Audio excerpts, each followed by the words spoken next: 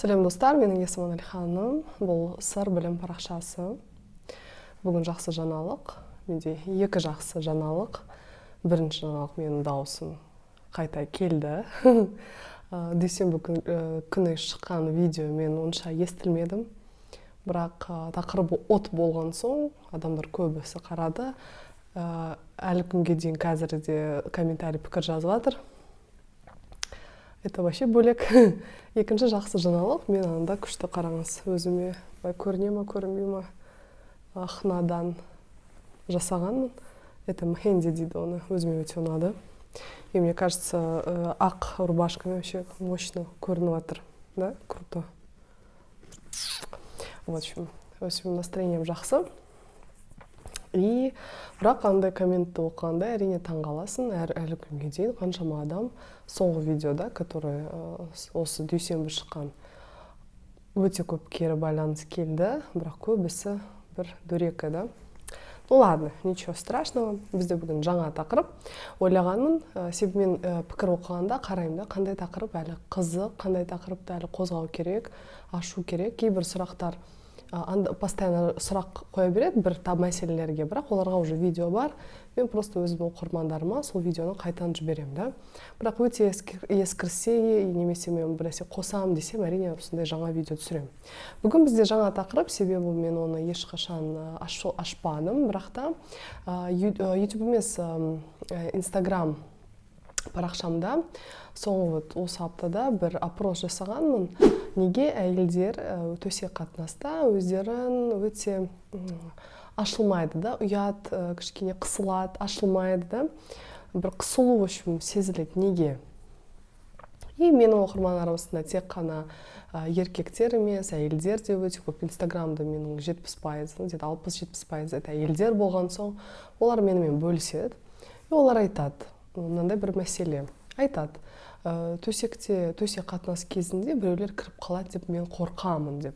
Ол тек бір әйел айтқан жоқ, да, мен сізге бір общий картина айтып жатырмын, себебі осындай кері байланыс өте көп келді. Көп әйелдер айтады, бірнеше рет сондай болған, төсекте күйеуімен жатқанда енем кірді, күйеу бала кірді, інісі кірді, еще біреулер кірді.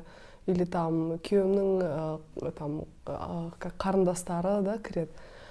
И шок болып кетеді, қысылып кетеді. И бір неме болып қалса, бір естісе, например, төсек қатынас кезінде бірдеме біреулер тұрса, сразу олар тоқтатып тастайды.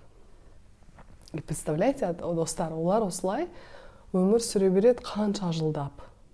Да, это же 1-2 айлық нәрсе емес. Олар жылдап сөйтіп тұрады бірге. Осы мәселені талқылайық. Себебі негізінен это кажется, ой, күлкілі, анау-мынау, бірақ негізінен бұның өз ішінде өте үлкен бір мәселе бар. Бұл шекара, жеке шекара деген сөз. Негізінен жеке шекара психология тарапынан адамдарда тек қана төсек қатынасына тірелмейді. Ол сіздің жұмысыңыз, ата-аналарыңызбен, туысқандарыңызбен, достарыңызбен, любой, да, қарым-қатынас құрғанда әр адаммен шекара болу керек. Шекара болмағанда сіздің ішкі, получается, даже сіздің бөлмеңізге шекара жоқ болса, адам кіре береді, туалетте отырсаңыз, туалетіңізге кіре береді, шекара жоқ. Сіз бірдеме жасайды, алып алады, потому что сіз оған ашықсыз да, ала бер, не істесең де істей бер, менің шекарам жоқ.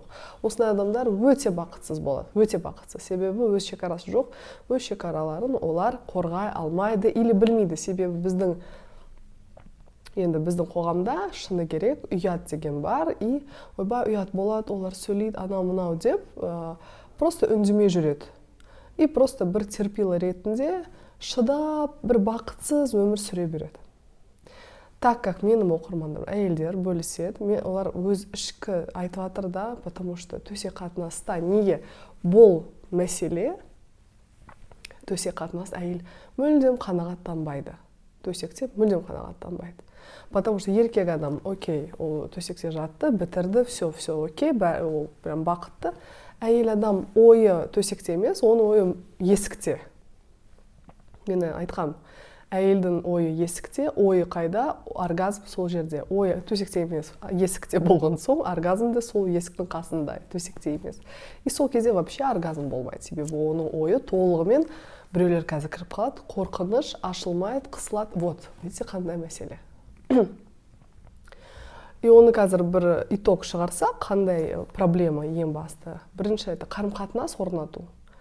Потому что қанша әйелдермен жұмыс жасаймын, 10 жылдап тұрады, шекара жоқ. Кіре береді, ала береді.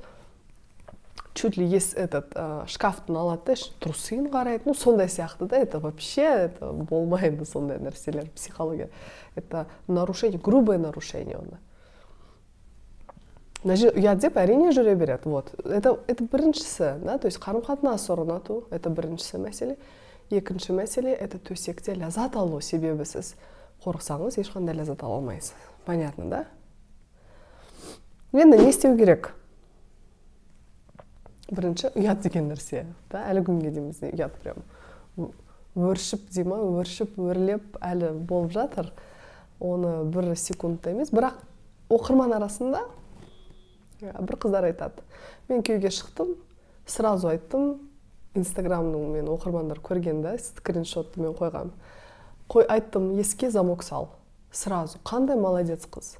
Өз шекаралығын сразу айтты. Сондай біздің жастар көбейсін. Да? Келді, ұнамады, что-то ашық, анау бар, кто угодно заходит, непорядок, менің шекарам мына жерде. Қойып қойған шекарасын, замок қойып ал. Все, күйеуіңіз, бөлменің ішінде не істесен де, соны істе, это сіздің жеке шекараларыңыз. Понятно, да? Конечно, мен тағы да қосымша тақырып бар. Это үн шығармайды. Тоже үн неге шығармайды, потому что ұялады. Оның ештеңесі ұяты жоқ, по идее. Это тоже нормально. Сіз білесіз, ерлі-зайыптылар, жастар, тем более, да? Или ну, обычно жастарда вот есть егер сіз уже баяғыдан бері бірге тұрватсыз, әлі күнге ұят десеңіз, енді сөйтіп өмір бойы үндемей төсектің бір ләззатын ала алмайсыз, да? Ну, ала аласыз, бірақ максимум түрде ала алмайсыз, да? Енді мына жерде әрине шешіміңіз өзіңізде, да? Сіз можете так өмір бойы өмір сүруге, или уже бірдемені өзгертіп, толығымен төсек қатынас ләззатын алу. Понятно, әйел адам это вот прямо ашылып, там өз бөлмесін еркін, да, еркін жүру, қандай там звук бірдеме шығарғысы келсе шығарып, да, это вот так должно быть төсек қатынас, сондай болу керек. Понятно, да? Так что бірінші это ұят. Сіздің шекараңызда ешқандай ұят болмау керек. Сіздің бөлмеңіз сондай болса, есікке біреу кіреді, анау-мынау, қойып қойыңыз замок. Сөйлесіңіз күйеуіңізбен. Олай болмайды. Мен ашылмаймын, қысыламын, мен төсекте ашыла алмаймын, ашыла алмай жүрім. Түсіндірейік, маған ол ыңғайсыз, мне неприятно, мен өзімді бір неудобство дейді, ыңғайсызданамын, біреу кіріп қалса. Сіздің орныңызда оны ешкім жасамайды. Бұл тек полностью сіздің қолыңызда. Бұл тек қана сіз ғана рете аласыз, әрине күйеуіңізбен сөйлесіп. Бұл мәселе көбісі әйелдер ғой жазған енді. Себебі Инстаграм қанша оқырман бар, көбісі енді жазған әйелдер осы мәселемен. И мен соңыра айттым, қыздар, өз өміріңіз, өз қолыңызда. Бұлай айту вообще қиын болып кетсе, слишком сізге, сіз өзіңізді ұят, ойлайды, сөйлейді десеңіз, мына жерде консультацияға жазыңыз. Маған жазыласыз ба, басқа психологтарға жазыласыз ба, психотерапевтке разница жоқ, бірақ өзіңіз, если чувствуете, сезсеңіз, что өзіңізге көмектесе алмайсыз, мамаға жүгініңіз. Онлайн консультациялар бар, да, на крайняк. Вот. Немесе осылай жүре беріңіз, да, это сіздің шешіміңіз. Біз өмір сүрген түріміз, это біздің өзіміздің шешіміміз. Сіз осылай, значит, шешесіз, и осылай өмір сүргіңіз келеді. Все, да? Так что ең қандай шешу жолдары, да? Окей, сіз шештіңіз, мен өзім шешемін, все. Начинайте, сіз бірге тұрған үйдегілермен уже сөйлесіп бастайсыз. Маған комнатыма кіргенде қағыңыз, кіруге бола ма деп. Бұл менің жеке бөлмем. Мен мына жерде трусымен жүруім мүмкін, тыр жалаңаш жүруім мүмкінмін.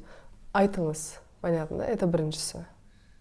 Ой, анау мынау сөйлесе жоқ, болмайды. То есть прям нақты Бізде мынандай қыздарда енді байқағаным да үндемей салады. Это как бы ана жас қыз сияқты да, сразу айту керек. Жоқ, менде талай қыздар болған, который бүйтіп нақты этот.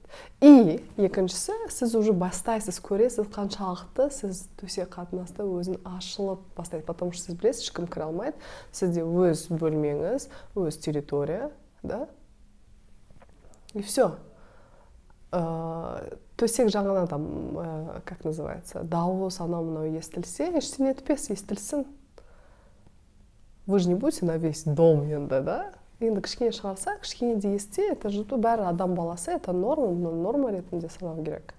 Сізде, как знаете, чаша весов дейді ғой, таразы дей ма? Ұятпен жүре бересіз бе? Әлде оны қабылдап, шекара жасап, сіз өзіңіз төсек қатынасына ләззат аласыз. И не только төсек қатынас, өмірде сіз уже гармония, ләззат, бір өзіңізді өміріңіздің сапасын өзгерін байқайсыз. Это мен сізге нақты кепілдік беремін. Себебі өз шекарасын нақты білген адам бақытты адам. Нақты біледі, нені қалайды, нені өзінің мақсатын біледі, и қалай адамдармен сөйлесуін біледі. Ол жертва емес, потому что нақты біледі. Да? Все, достар, осы сұраққа, осы тақырыпты мен аштым деп ойлаймын, себебі менің парақшам әрине жыныстық сауаттылық. Жыныстық сауаттылық бұл төсекте ләззат алу, екеу тарапынан. Төсекте әйел адам ашылмаса, ұялса, күйеуі де сезеді, күйеуі де ұнамайды. То есть бұл мәселе екеуіне де байланысты, екеуі де шешу керек. Да? И менің мақсатым осы YouTube парақшамда это осындай қоғамдық сұрақтарды ашу да талқылау. Бұл да біздің қоғамымыздың бір сұрағы, бір мәселесі. Мен оны аштым деп ойлаймын. Сіздің пікіріңізді міндетті түрде оқыңыз. Оқимын, міндетті түрде қалдырыңыз. И керек болса, осы мәселені ары қарай біз талқылайық. Рахмет, сау болыңыз.